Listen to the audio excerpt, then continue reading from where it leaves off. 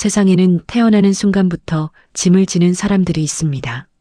특별히 잘못한 것도 없고 스스로 원한 것도 아닌데 그냥 첫째로 태어났다는 이유 하나만으로 어느 날부터인가 자기 몫이 아닌 것들을 당연하게 끌어안고 살아가는 사람들.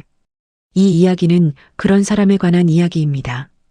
이소희는 38살의 간호사였습니다. 중환자실에서 12년째 일하고 있었고 병동에서는 빠르고 침착하기로 소문이 나 있었습니다. 어떤 상황에서도 손이 떨리지 않는다고, 어떤 보호자가 울며 매달려도 감정에 흔들리지 않는다고 동료들은 그녀를 그렇게 알고 있었습니다. 강한 사람, 혼자서도 잘하는 사람, 누구한테 기대지 않는 사람. 그런데 그해 5월의 어느 화요일 오후 이소희는 병원 지하 1층 내과 외래 진료실 의자에 혼자 앉아 있었습니다. 손에는 방금 받아든 진료 결과지가 들려 있었고 그 종이 위에는 공복 혈당 수치와 함께 2형 당뇨라는 글자가 찍혀 있었습니다. 38살의 당뇨. 의사는 생활습관 개선이 시급하다고 했습니다. 규칙적인 식사, 충분한 수면, 스트레스 관리. 말하면서 본인도 멋쩍었는지 잠깐 말을 멈췄습니다. 소희가 이 병원 중환자실 간호사라는 걸 알고 있었으니까요. 규칙적인 식사, 충분한 수면. 소희는 그 말을 들으며 피식 웃음이 났습니다. 웃긴 게 아니었는데 그냥 나왔습니다. 진료실을 나와 복도 의자에 앉았습니다. 오가는 사람들이 많았습니다. 누군가는 보호자와 함께 걷고 있었고 누군가는 전화하며 지나갔습니다. 소희는 스마트폰을 꺼내 화면을 켰습니다. 연락할 사람이 있었습니다. 어머니한테 전화를 걸어야 하나. 잠깐 생각했다가 관뒀습니다. 어머니는 지금쯤 무릎 때문에 물리 치료받고 있을 시간이었습니다. 남동생 이준혁한테는 그것도 관뒀습니다. 준혁이는 작년에 결혼하면서 경기도 판교로 이사를 갔고 요즘 아기가 막도를 지나서 정신이 없다고 했습니다. 막내 동생 이준서는 부산에 있었습니다. 취직하고 나서 내려가더니 명절에나 연락이 왔습니다. 소희는 스마트폰 화면을 껐습니다. 그리고 결과지를 핸드백 안에 넣고 일어섰습니다. 퇴근하고 혼자 약국에 들러야겠다고 생각했습니다. 오늘 저녁 당직 교대는 6시였습니다. 이소희가 처음으로 가족의 짐을 진 것은 19살 때였습니다. 아버지가 운영하던 작은 인쇄소가 문을 닫은 해였습니다. 거래처가 하나둘씩 끊기더니 결국 빚만 남기고 폐업했습니다. 아버지는 그 충격으로 반년을 앓다가 일어났지만 다시는 예전 같지 않았습니다. 어머니는 동네 마트 계산대에 취직하셨고 아버지는 경비 일을 시작했습니다. 그때 이소희는 고등학교 3학년이었고 바로 아래 남동생 준혁이는 중학교 2학년이었으며 막내 준서는 초등학교 4학년이었습니다. 소희는 그해 간호학과에 합격했습니다. 장학금을 놓치지 않으려고 새벽 2시까지 공부했습니다. 졸업하자 곧바로 취직되었고 첫 월급을 받던 날 어머니 통장으로 50만 원을 이체했습니다. 그게 시작이었습니다. 처음에는 자연스러웠습니다. 집이 어려우니까, 내가 벌 수 있으니까, 나라도 보태야 하니까. 그 마음은 진심이었고 억지가 아니었습니다. 문제는 그것이 한 번으로 끝나지 않았다는 데 있었습니다. 준혁이 대학에 들어가던 해 등록금이 문제였습니다. 부모님 형편으로는 어림도 없었습니다. 소희는 자신의 적금을 깨서 말없이 동생의 통장으로 넣어줬습니다. 준혁이는 누나, 정말 고마워. 내가 나중에 취직하면 꼭 갚을게 하며 울먹였습니다. 준서가 대학에 들어가던 해도 마찬가지였습니다. 그 사이 어머니가 무릎 수술을 받았고 아버지는 허리가 아파서 안 되겠다고 하시며 경비 일을 그만두셨습니다. 병원비가 나갔고 생활비가 소희의 몫이 되었습니다.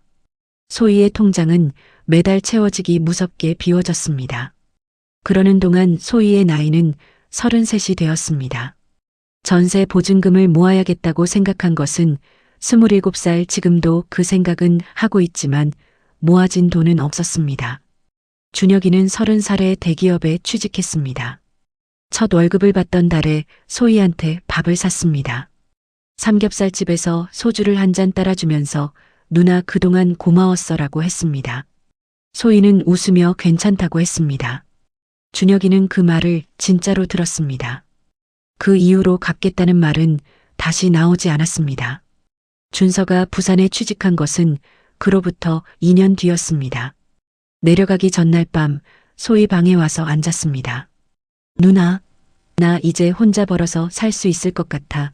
그 말이 고맙다는 뜻이었는지, 이제 누나한테 손 안 벌리겠다는 뜻이었는지 소희는 끝내 물어보지 않았습니다. 두 남동생이 각자의 삶을 찾아 떠난 뒤 부모님 곁에 남은 것은 소희뿐이었습니다. 그것도 아무도 정한 적 없는 일이었습니다. 그냥 그렇게 되어 있었습니다. 작년이니까, 맞으니까, 그리고 지금 38살의 이소희는 병원 복도 의자에서 혼자 일어나 퇴근길을 걷고 있었습니다. 핸드백 안에는 당뇨 진단 결과지가 들어 있었고 스마트폰에는 아무 연락도 오지 않았습니다. 이 소식을 들어줄 사람이 한 명도 떠오르지 않는다는 것을 소희는 놀랍도록 담담하게 받아들이고 있었습니다. 그것이 가장 무서운 일이었습니다. 아프다는 사실보다 아프다고 말할 곳이 없다는 사실이. 남자친구 정민준을 처음 만난 것은 소희가 34이던 해봄이었습니다. 병원 인근 약국에서 우연히 마주쳤습니다. 민주는 그 약국 건물 2층에 있는 세무사무소에 다니고 있었습니다. 엘리베이터 안에서 2번 마주치고 세 번째에 먼저 말을 건 것은 민준이었습니다. 점심 드셨어요? 별것 아닌 한마디였는데 소희는 그 말이 오래 기억에 남았습니다.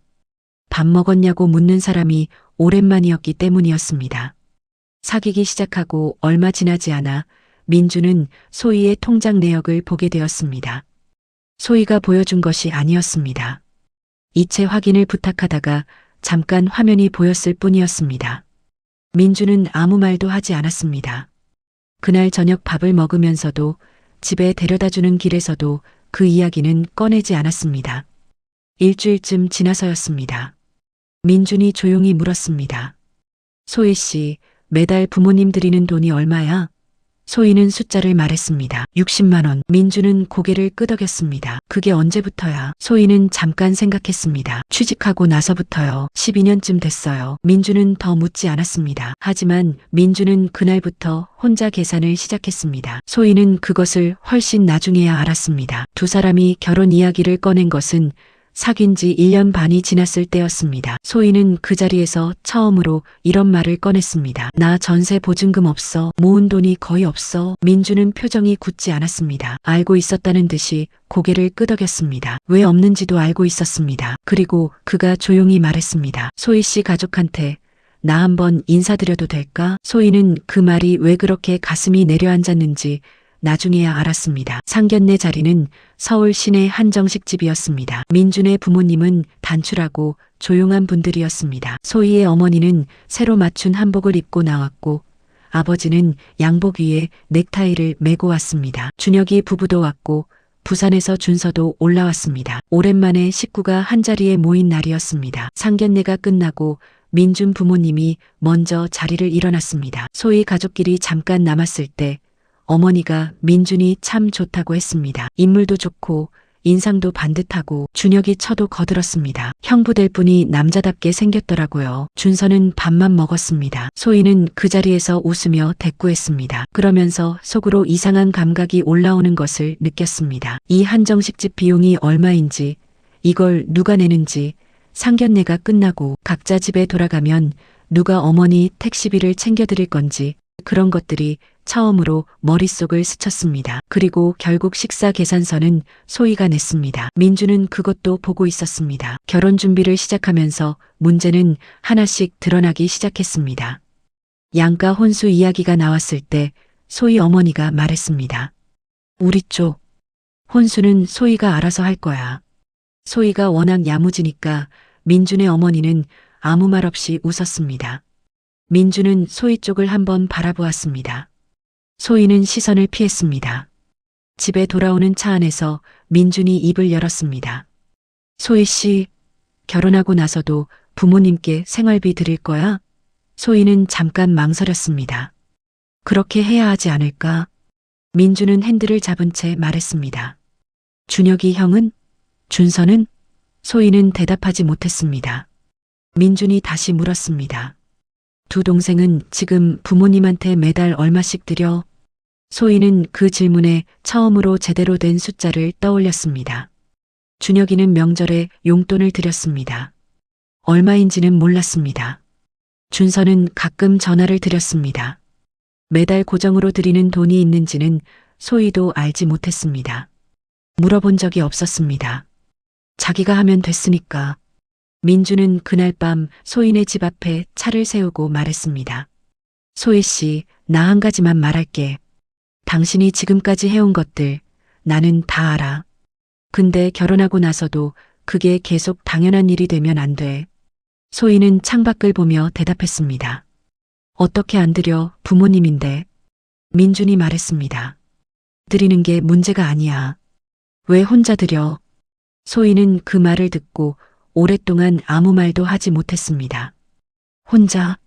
왜 혼자?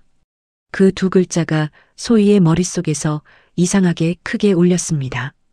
결혼식 2달 전이었습니다. 민준이 소희에게 서류 한 장을 내밀었습니다. 소희가 첫 월급을 받은 26살부터 38살인 지금까지 매달 가족에게 이체한 금액의 합산 내역이었습니다. 민준이 소희의 통장 내역을 보고 이야기 사이사이 들은 것들을 모아 혼자 만들어 온 것이었습니다. 소희는 그 종이를 받아서 들었습니다. 숫자가 눈에 들어오는데 시간이 걸렸습니다. 등록금, 생활비, 병원비, 결혼비용, 매달 고정 이체, 12회치의 숫자들이 한 줄로 더해져 있었습니다. 3,200만 원이었습니다. 소희는 그 숫자를 한동안 바라보았습니다.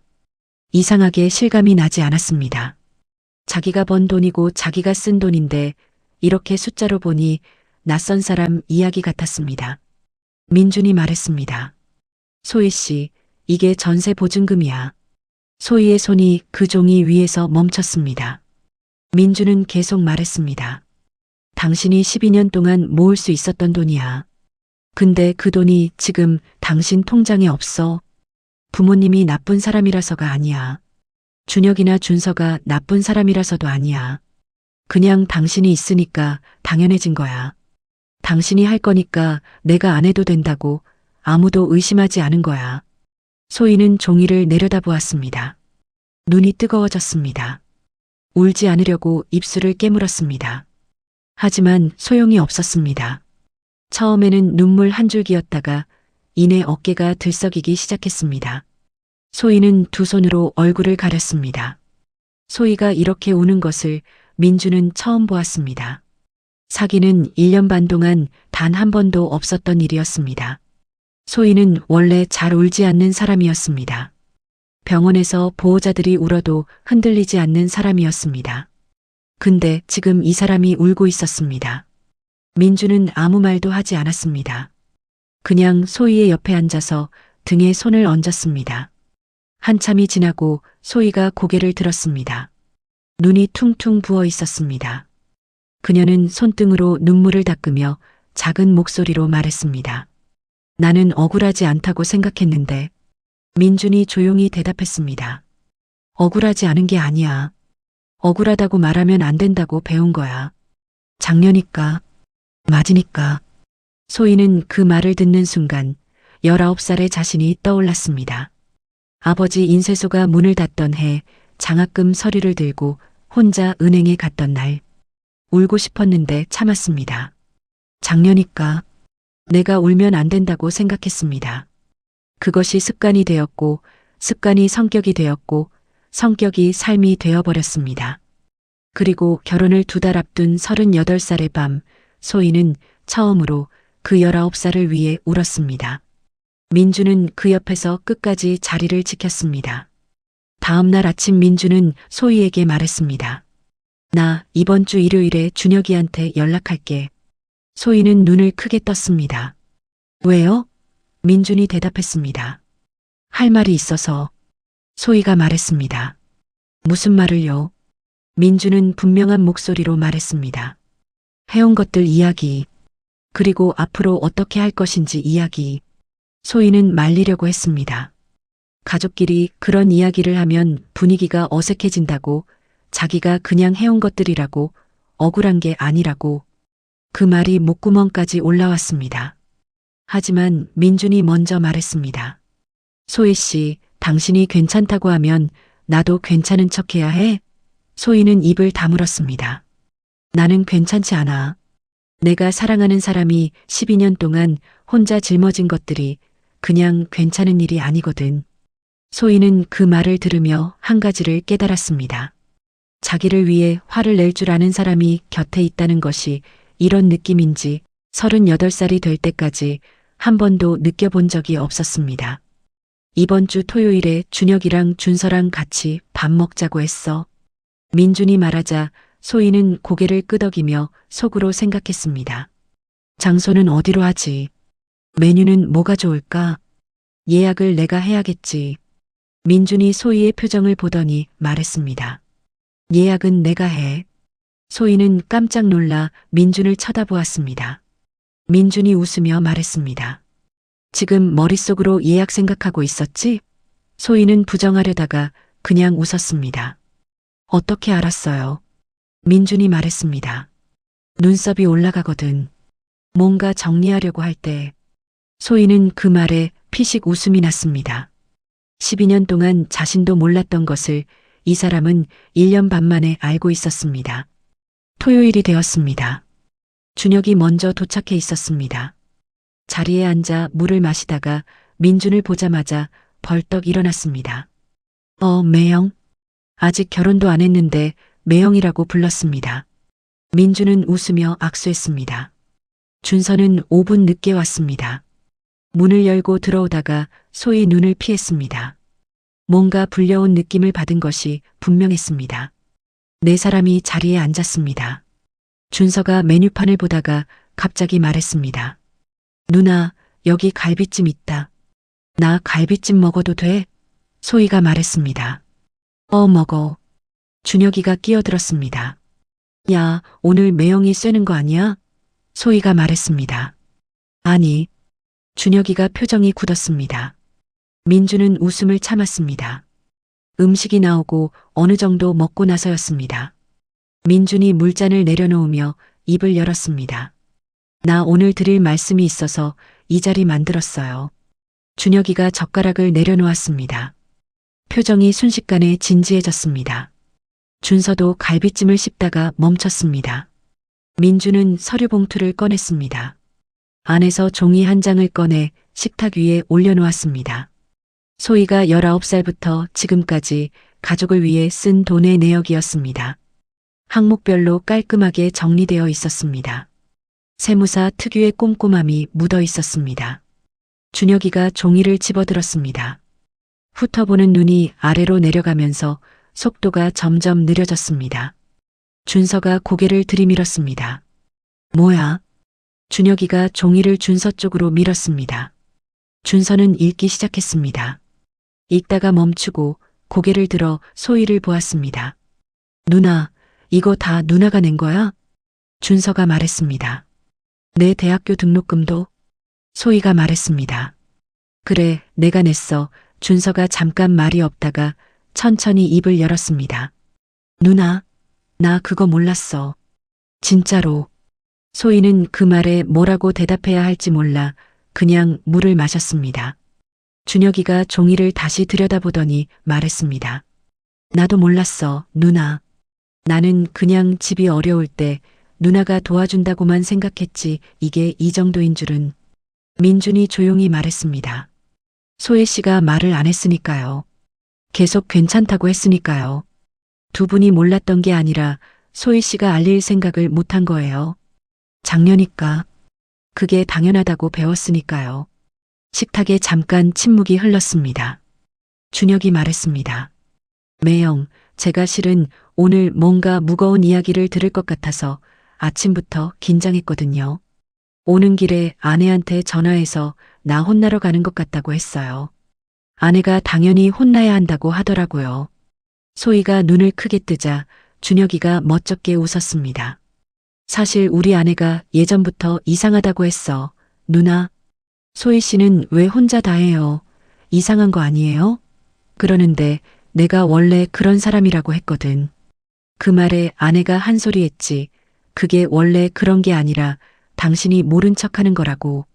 준서가 끼어들었습니다.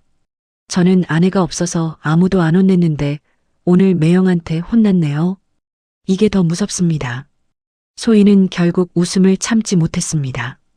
옆에서 민준도 웃었습니다. 준혁이도 웃었습니다. 그렇게 네 사람이 웃고 있는데 소희는 이상하게 눈이 뜨거워졌습니다. 웃으면서 눈물이 나올 것 같은 그런 기분이었습니다.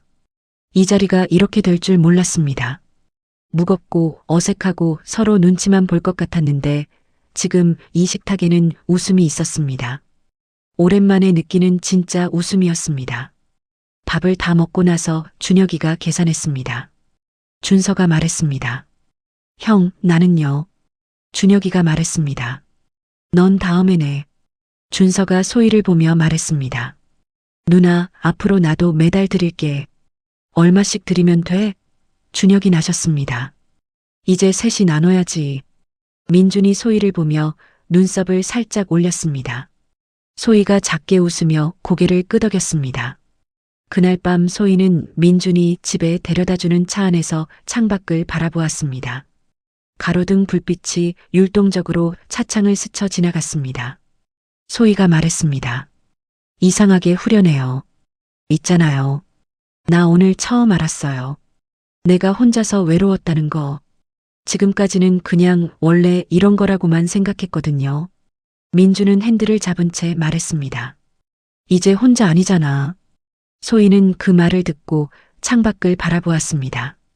서울 밤하늘에 별은 보이지 않았지만 빌딩 불빛이 너무 많아서 별처럼 빛나 보였습니다. 두 사람은 그해 가을에 결혼했습니다. 소희가 화려한 것보다 따뜻한 것이 좋다고 해서 작은 식을 했습니다. 예식이 끝나고 피로연 자리에서 준서가 축사를 했습니다. 마이크를 잡고 한참을 멈칫거리더니 결국 이렇게 말했습니다. 저 사실 오늘 뭘 말해야 할지 일주일 동안 생각했는데요. 그냥 한 가지만 말할게요. 누나, 나 지금까지 미안했어. 그리고 너무 고마워. 이렇게 좋은 사람이랑 행복하게 시작해서 앞으로 영원히 행복해야 해요. 식장 안이 순간 조용해졌다가 박수가 터졌습니다. 준혁이 처가 손수건을 꺼냈습니다. 어머니가 눈가를 닦았습니다. 소희는 울지 않으려고 천장을 올려다보았습니다. 민주는 그 옆에서 소희의 손을 꽉 잡았습니다. 신혼집은 마포구의 작은 투룸이었습니다. 이사 첫날 밤 소희는 새집 부엌에 처음으로 들어섰습니다. 싱크대가 깨끗했습니다. 냉장고는 텅 비어 있었습니다.